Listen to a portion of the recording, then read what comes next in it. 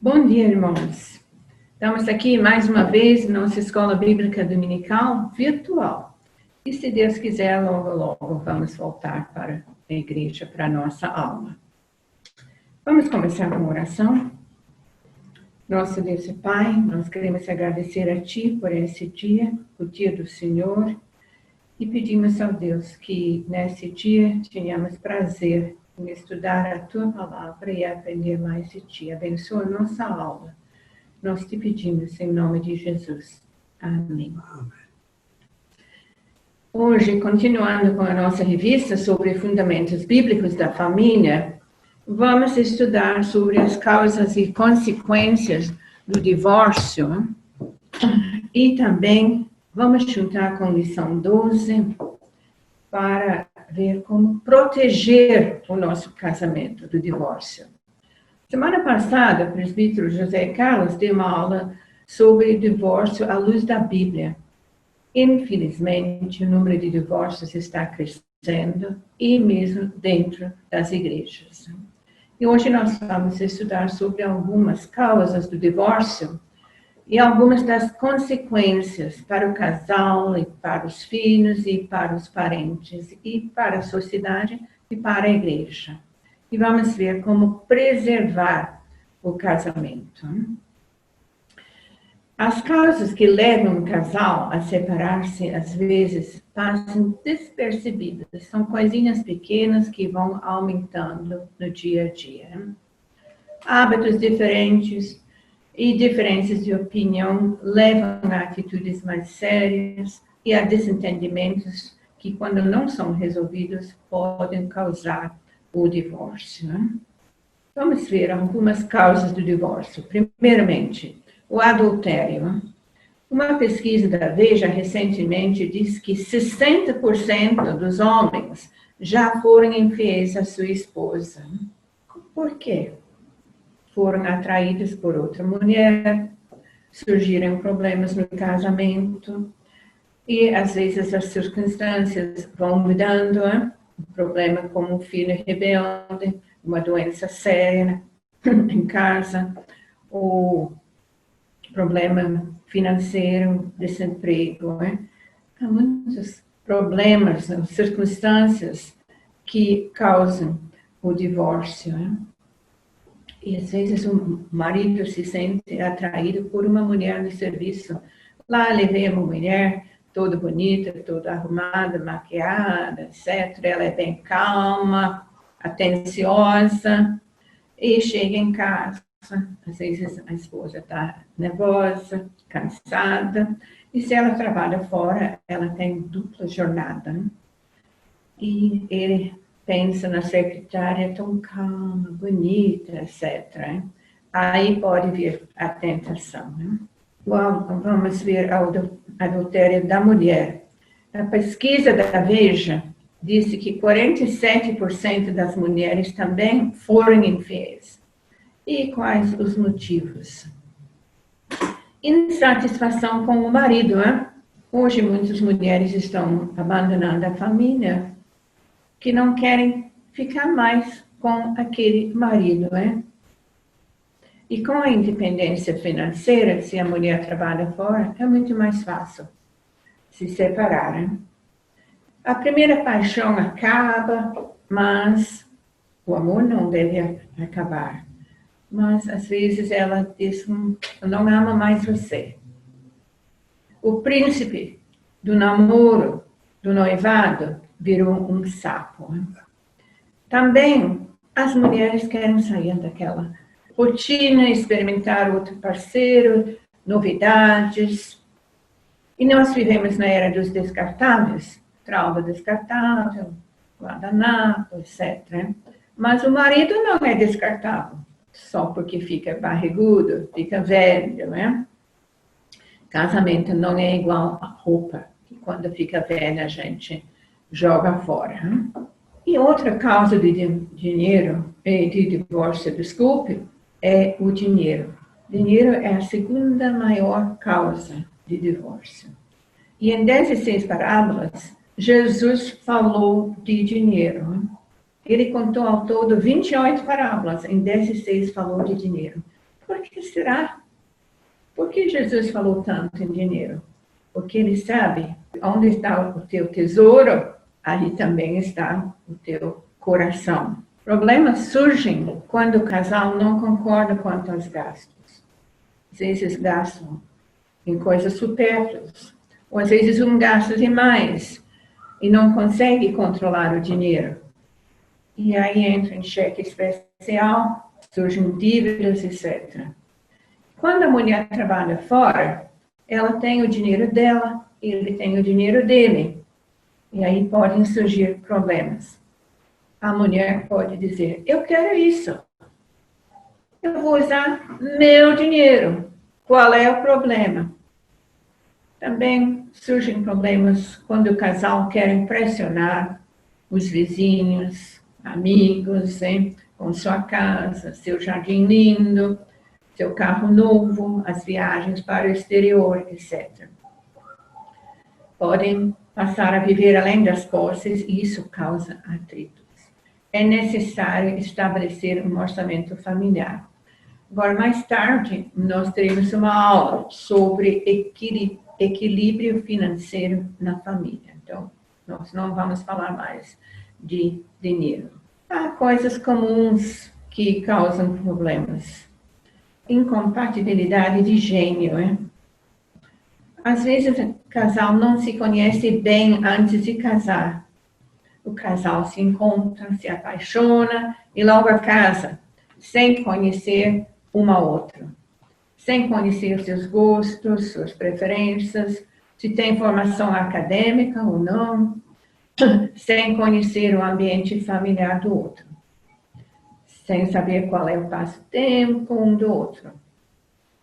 Se ela só quer assistir filmes e novelas, vive no mundo da lua, se ele só quer jogar bola quando está livre, só assiste jogo na televisão, né? Às vezes, o casal tem poucos alvos e interesses em comum. E, às vezes, há incompatibilidade de gênio. Um é bem calmo, tranquilo, relaxado, e o outro sempre a pensar, e pavio curto. E podem haver atritos. Se um é crente e o outro não, isso faz toda a diferença. O rapaz pode até acompanhar a moça na igreja, até o casamento, mas às vezes depois não vai mais na igreja e às vezes nem deixa a esposa ir. Lembremos do conselho bíblico, casar com quem está andando com o Senhor. 1 Coríntios 7:39 diz, casamento só no Senhor para o crente. Anos atrás, eu conheci uma moça em Belo Horizonte, uma moça escocesa, né? Crente, filha de pastor, pedagoga. E ela veio ao Brasil trabalhar num lar de crianças carentes em Belo Horizonte. E logo que ela chegou no lar, ela conhecia um rapaz. O rapaz foi criado numa favela e tinha acabado de aceitar Jesus Cristo. E foi trabalhar no lar. Era muito bonzinho, não tinha estudo nenhum, mas bonzinho e trabalhava bem com as crianças. E o casal se apaixonou. Ela mal falava português e ele não conhecia inglês. Foram aconselhados pela direção do lar a não se casar ou esperar um pouco. Mas insistiram e, infelizmente, depois de alguns anos, se separaram. Foi muito triste. Agora não pretendo desprezar o rapaz da favela, mas acho que a moça tinha uma ideia muito romântica da situação, ela, da Escócia, casando com alguém da favela. Houve tanto desnível social, intelectual, espiritual e cultural, e os dois de países tão diferentes, né? E ela foi criada na igreja, ele não. Ela organizava tudo e, claro, ela tinha o dinheiro, né? Então, logo se separaram, né? Também, às vezes, a ingerência do pai e da mãe, né? Há pais que acham que têm o direito de interferir na vida do casal. Há pais que dão tudo para o casal, dão um apartamento novinho, compram mobília, e assim acham, né, que eles têm o direito de mandar no novo lar e dar sempre conselhos, mesmo sem ser convidados. Os pais têm que cortar o cordão umbilical e entender agora que seu filho ou filha é casado e tem o seu lar e suas responsabilidades, e o casal tem que se virar. É importante que cada casal tenha o seu próprio teto. Mas, no outro lado, há moças que correm para a mamãe, qualquer probleminha, vão lá contar tudo para a mamãe. Temos que lembrar que a ordem para o casamento, a ordem de Deus, é deixar pai e mãe. Existem casais que não se desligam geograficamente, financeira e emocionalmente dos pais, e isso cria problemas no casamento. Outra causa de divórcio é a dureza de coração. Quando Jesus foi questionado por alguns fariseus sobre o divórcio, ele respondeu: por causa da dureza do vosso coração é que Moisés vos permitiu repudiar vossa mulher. Entretanto, não foi assim desde o princípio. Mateus 19, versículo 8. Estudamos algumas lições antes sobre hedonismo, e nós vivemos num mundo hedonista. Todo mundo pensa em si, procura sua própria felicidade, quer seus direitos, quer sua realização pessoal, né? E quando não consegue essas coisas, aí o coração endurece e pode haver separação. Ele sabe o que ele quer, ela sabe o que ela quer, em vez de ver o que nós queremos para as nossas vidas. Agora, o divórcio sempre deixa marcas para o casal, para os filhos, para os pais, parentes, amigos, para a igreja. Vamos ver as consequências do divórcio para o casal, né? Em primeiro lugar, o casal quebra a aliança feita diante de Deus. Quebra o voto no casamento. E Deus foi testemunha do casamento, que seria até a morte os separassem, né? Às vezes o casal se envolve com ofensas que produzem muitas amarguras, né? Geralmente uma ofende o outro, há brigas, aí eles não tentam resolver os problemas. E às vezes passam isso para os filhos. O casal, na maioria das vezes, enfrenta crises financeiras no divórcio. Os filhos saem prejudicados muitas vezes, porque o homem, às vezes, não dá todo o dinheiro que deveria dar, né? Eu me lembro quando a minha irmã se separou do seu marido, ele era médico, ganhava muito bem, eles tinham alto padrão de vida, moravam numa casa linda, mas depois do divórcio ela tinha que mudar para outra cidade, uma casa mais simples, casa boa, mas bem mais simples, e o padrão das meninas caiu drasticamente, elas estavam acostumadas a ter aulas de equitação e tal, né? Mas depois do divórcio, tudo isso acabou.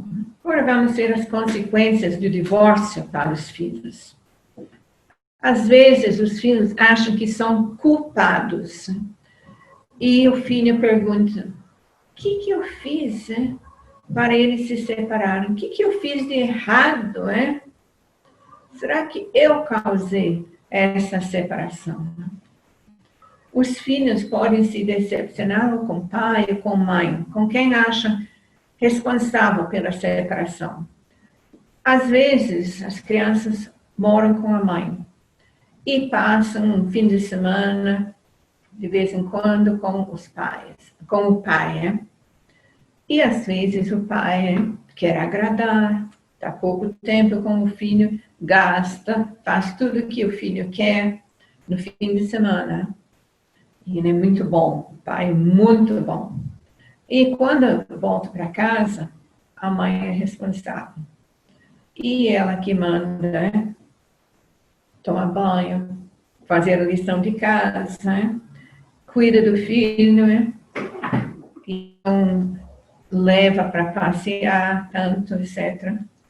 Precisa disciplinar o filho, né?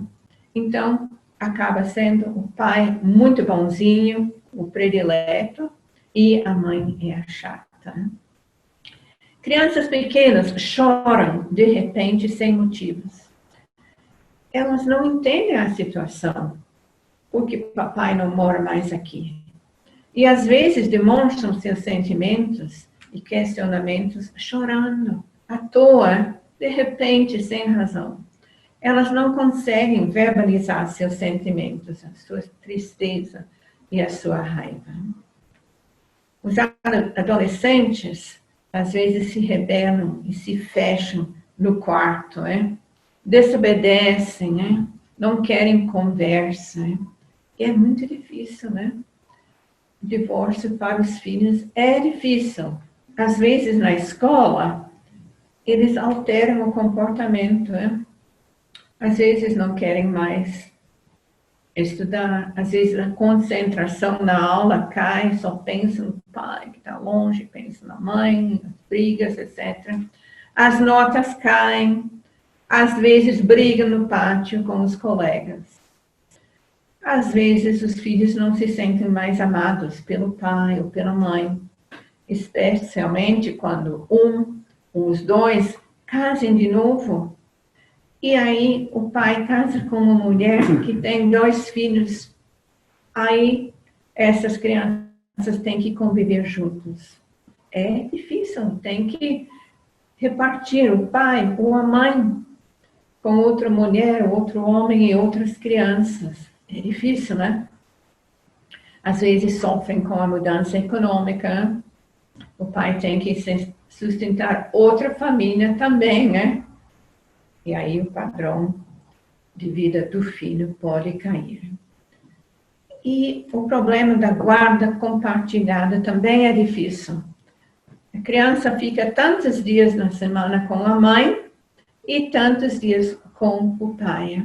É complicado. Eu tenho uma sobrinha neta e a mãe e o pai dela estavam divorciados. E ela falava, hoje eu vou dormir na casa do meu pai.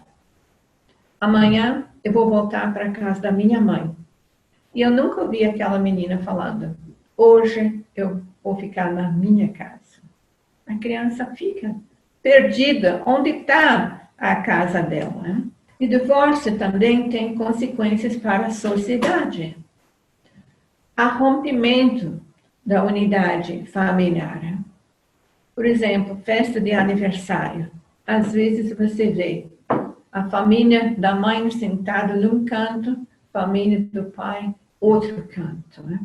Os primos não se encontram mais, às vezes as crianças não veem mais os avós sofrem muito com isso, né? E os tios também, a família fica tão separada, é muito difícil, né? E quando chega a hora do filho, da filha casar, pode ser difícil, né? Onde vai passar o Natal? Com os avós maternos ou paternos? Com quem vai passar as férias, etc. É difícil. A família fica toda afetada. E a sociedade também, os amigos em comum ficam constrangidos ao se relacionar com um ou outro, né? É difícil para os amigos. Os amigos podem ficar sem graça. Vamos continuar a ver o homem e a mulher em ocasiões diferentes. Às vezes as amizades terminam, né? E na igreja há consequências, né? O mau testemunho da igreja diante da sociedade. Né? Quando um casal da igreja se separa, isso afeta o testemunho da igreja. Pessoas acham que os crentes devem ser diferentes e se estranham quando um casal da igreja se separa. Ficam até chocados muitas vezes. Né? Também o divórcio pode provocar uma crise na comunhão da própria igreja. Algumas pessoas podem tomar a posição do marido e outras da mulher, causando divisão na igreja e na comunhão entre os membros. Mas creio que a igreja tem que se esforçar para ajudar o casal e cuidar dos filhos e orar por todos envolvidos e não ficar julgando. Né? Semana passada, o presbítero José Carlos disse que é o papel da igreja ajudar as pessoas divorciadas a voltar para a igreja, estar em comunhão. Não é expulsar da comunhão da igreja, mas é ajudar. Né? Então, a gente vê como o divórcio é uma coisa horrível, né? E afeta toda a família, todos os parentes, e os amigos e a própria igreja. Né? Então, rapidinho, vamos pensar em alguns princípios da manutenção do casamento. Casamentos são realizados com a previsão de durar a vida toda. Até a morte separa o casal. Os casamentos não duram a vida toda naturalmente, sem algum esforço e cuidado. Casamentos duráveis necessitam manutenção sistemática. O divórcio hoje em dia é tão natural, mas não para o cristão. No dia do casamento, nós prometemos, diante de Deus e dos familiares, de sermos fiéis até a morte nos separa. Não até eu fico cansado com ele, ou ele fica cansado com ela. Ou até aparece alguém mais rico, ou mais simpático, ou mais calmo. O casamento é um compromisso intenso. E é, ao mesmo tempo, um compromisso extenso, né? Para a vida toda. E o casamento necessita de muito amor e muito compromisso. Né? Quando nós temos uma casa, um carro, um eletrodoméstico que está com problema, nós cuidamos da sua manutenção. Levamos o carro na oficina, levamos o eletrodoméstico na loja certa para consertar, né? A gente cuida dos reparos em casa. Esses meses, a nossa filha Carol está aqui da Escócia. Geralmente, ela vem bem rapidinho de férias, mas agora ela está forçada a ficar aqui por causa da epidemia. E ela está olhando a casa e ela diz, mãe, vocês estão precisando fazer algumas coisas nessa casa, de manutenção, trocar algumas coisas, consertar outros. Falei, tá bom, depois de passar essa epidemia, vamos ver o que a gente pode fazer para melhorar a situação. Mas a casa precisa de manutenção constante. Antigamente, meu esposo, quando a gente terminava uma reforma, comprava alguma coisa nova para casa, ele dizia, agora está satisfeito, não precisa mais nada. Eu falava, olha, a casa sempre está precisando de melhorias, etc. Sempre precisa de algo. Né? E sem manutenção adequada do casamento, o casamento se torna vulnerável e frágil. Então, a gente tem que investir no casamento. Né? Casamentos duráveis precisam receber investimentos constantes. Nada é mais essencial que a saúde do seu casamento e o desenvolvimento da união entre vocês, homem e mulher. Concentrar-se no conhecimento mútuo e em construir um relacionamento íntimo que agrada ao Senhor. É necessário tempo juntos para lançar adequadamente os alicerces do casamento. Os cônjuges devem ser companheiros de equipe, os dois trabalhando juntos, né? Unidos para servirem a Deus e ter um lar feliz. E para vocês se tornarem uma equipe, é preciso de tempo e colaboração um com o outro, numa atmosfera livre de distrações, quando possível. Então, como proteger o seu casamento? Conquiste a exclusividade. Valorize seu cônjuge durante todos os anos, né? Efésios 5:33, vamos ler. Não obstante, vós, cada um de per si, também ame a própria esposa como a si mesmo, e a esposa respeite ao marido. Então, o marido, né, tem que amar a própria esposa como ele ama a si mesmo. E geralmente os maridos se amam. E a esposa tem que respeitar o seu marido. Então, valorize seu cônjuge. No casamento, os dois se tornam um. E o casamento exclusivo é ele e meu marido. Ela é a minha esposa. É um relacionamento exclusivo. Não há lugar para uma outra pessoa. Eu me lembro a princesa Diane, lá da Inglaterra, ela dizia que no casamento dela houve 3 pessoas. Por isso, não deu certo. E quando há 3 pessoas no casamento, realmente não dá certo. É um relacionamento exclusivo. Um homem e uma mulher. Valorize a vida sexual saudável no casamento. Provérbios, capítulo 5, 18, diz: bebe a água da tua própria cisterna e das correntes do teu poço. E versículo 18 diz: seja bendito o teu manancial e alegra-te com a mulher da tua mocidade.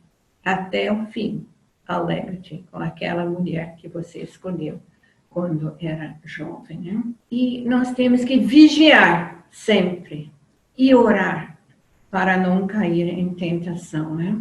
Lembra-se das palavras de Jesus, né? Vigiai e orai. Né? Temos que tomar cuidado, né?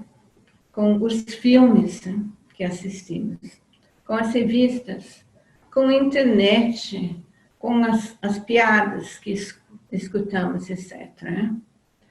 Qualquer um de nós pode cair em tentação. Ninguém é isento disso. Jesus diz que tentação é comum a todos os homens, né? Mas nós temos que vigiar, e não somente vigiar, nós temos que orar. E quando o casal ora juntos, todo dia, isso faz muita diferença. E quando você está zangado com o seu cônjuge, não dá para ficar muito zangada se vocês vão orar juntos, né? Não dá para orar se você está zangado um com o outro. Então, resolve. E ore juntos, isso faz toda a diferença. Temos que cultivar o casamento, que nem cultivamos as plantas, com muito cuidado, muita atenção e muita oração, né? E temos que perseguir o amor, né? Vocês conhecem bem, né?